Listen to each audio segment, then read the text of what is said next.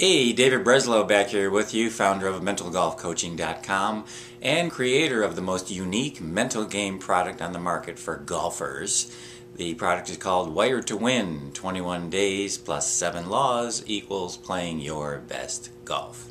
In today's training video, I want to talk to you about what I call really more of an attitudinal tip. This is a really important concept to grasp and to understand, because in my opinion, the golf world has really gotten it wrong. They actually have it backwards, because the way they look at it, if you want to have improvement in your game, the way they look at it is you must learn a bunch of coping skills and a bunch of coping mechanisms to deal with the problems that you feel like you have on the golf course.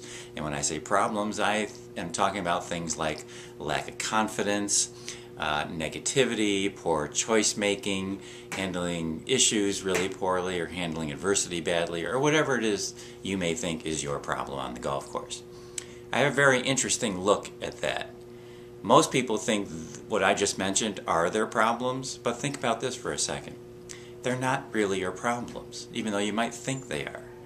They're not. They're only symptoms of the problem. Guess what the problem is? The problem is you. And you are also the solution. So if you want to keep focusing on trying to fix the problems, you can't be surprised when you get sporadic results, because you're not really going to the core. But here's the important message I want to get to you today, because this is the big mistake I think the golf world makes in trying to help players play better.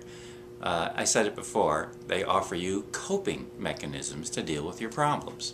Now, I'm going to suggest to you that coping is really mediocre. And here's why. I'm going to prove it to you right now.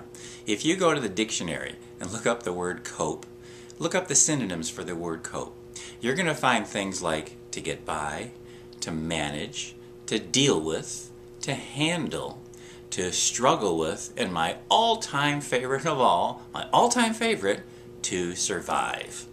Now, I ask you, do you aspire to do any one of those things on the golf course?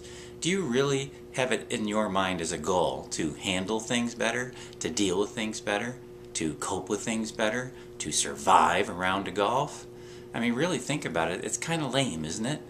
I don't know why anybody would want to do that. I don't know any golfer who aspires to do any of those things.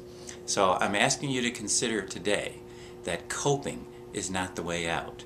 Although many models on the planet will have you try to learn coping mechanisms to deal with your issues. I think it's backwards.